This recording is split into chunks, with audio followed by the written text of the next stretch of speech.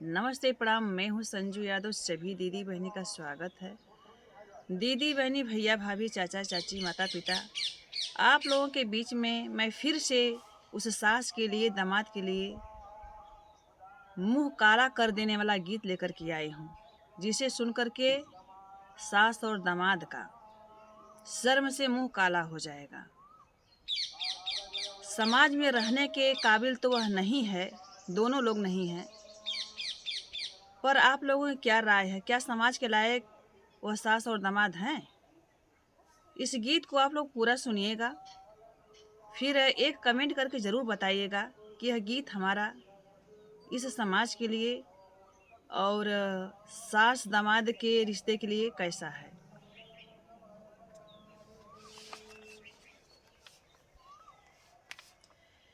सुना सुना सखिया अलीगढ़ कै बतिया, सुना सुना सखिया अलीगढ़ कै बतिया, सास लेके भागल दामादे के, सास लेके भागल दामादे के। दुनिया थूकत बाछी नरिया, भागल दामादा के संग। दुनिया थूकत बाछी नरिया, भागल दामादई के संग। दुनिया थूकत बाछी नरिया, भागल दामादई के संग। सुना सुना सखिया अलीगढ़ कै बतिया, सुना सुना सखिया अलीगढ़ कै बतिया, सास लेके भागल दामादे के, सास लेके भागल दामादे के। दुनिया थूकत बाछी नरिया, भागल दामादे के संग। देशवा थूकत बाछी नरिया, भागल दामादे के संग। गौवा थूकत बाछी नरिया, भागल दामादे के संग। अपने बिटियावा क बनल सवतिया, अपने बिटियावा क बनल सवतिया, कैसे क मुहवा देखाई हो। अपने बिटियावा क बनल सवतिया, कैसे क मुहवा देखाई हो। दुनिया थूकत बाछी नरिया, भागल दामादे के संग। देशवा थूकत बाछी नरिया, भागल दामादे के संग। तो दोस्तों, यह लाइन है उस बेटी के लिए जिसका रो रो के बुरा हाल हो गया है।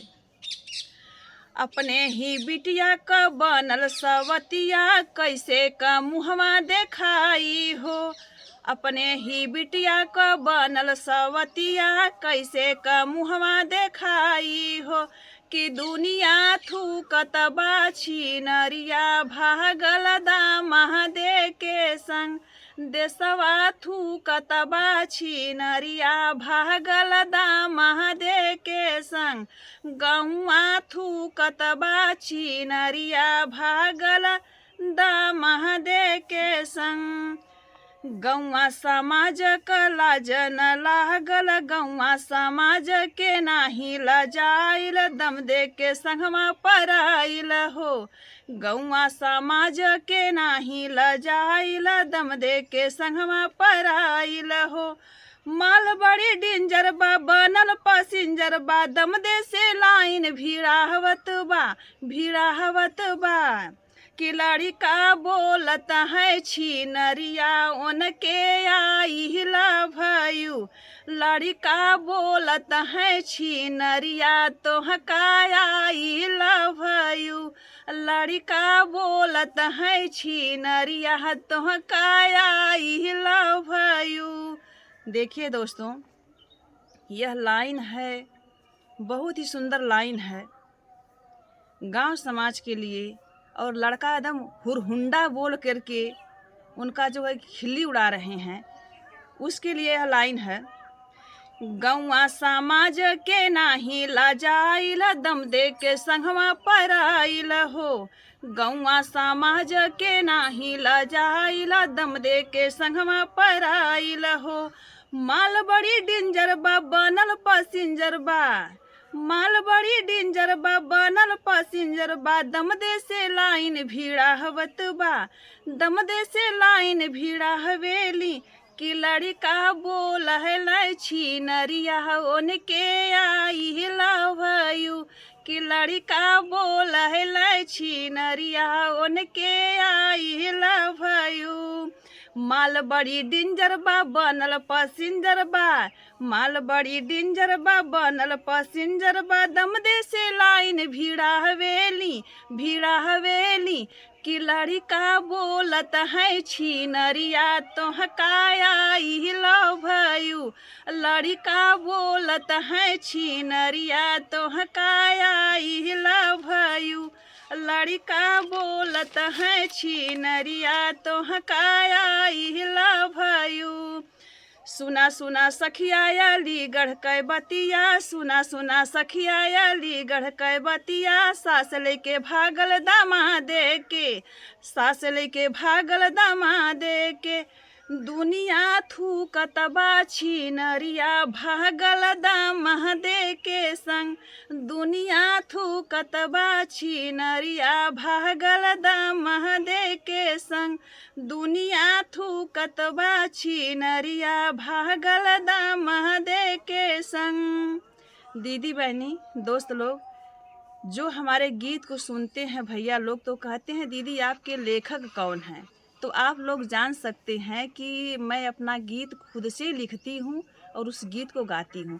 हमारे गीत को जितनी सिस्टर लोग पसंद करती हैं वो लोग भी गा कर के अपने चैनल पर डालती हैं।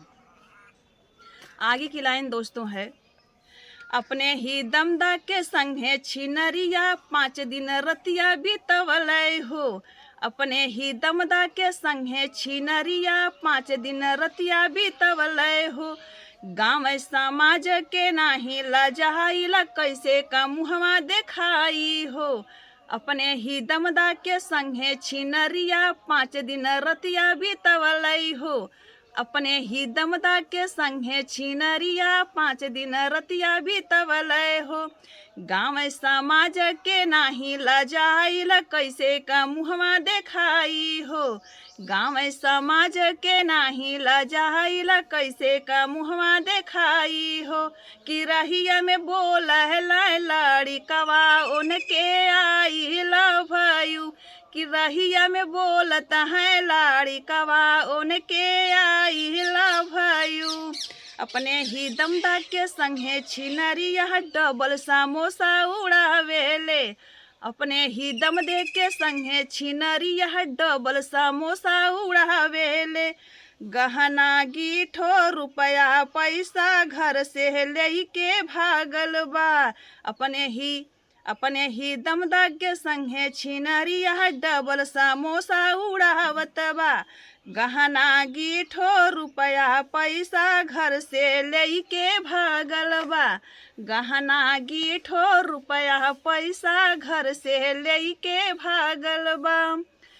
कैसे देखबू तू अपन सूरतिया बिटिया क बनलू सवतिया हो, कैसे देखबू तू अपन सूरतिया बिटिया क बनलू सवतिया हो।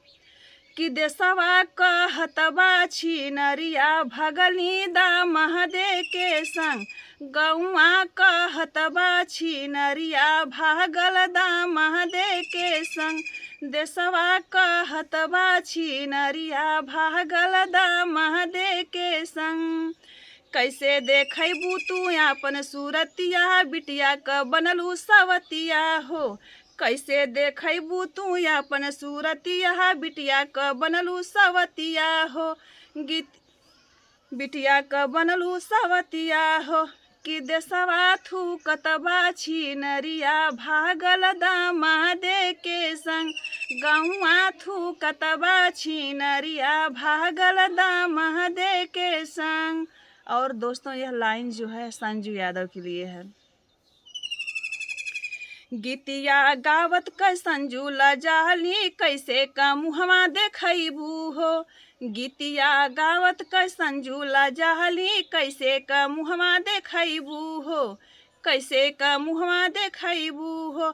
कि दुनिया थूकत बा छिनरिया भागल दामादे के संग, दुनिया थूकत बा छिनरिया भागल दामादे के संग, दुनिया थूकत बाछी नरिया भागल दाम दे के संग अपने ही दमदा के संगे छिनरिया डबल समोसा उड़ावेली माल बड़ी डेंजर बा बनल पैसेंजर बा दम दे से लाइन भीड़ा हवेली कि लड़का बोलत बाटे हुर्रा इनके आई लव यू कि लड़का बोलत बाटे हुर्रा इनके आई लव यू।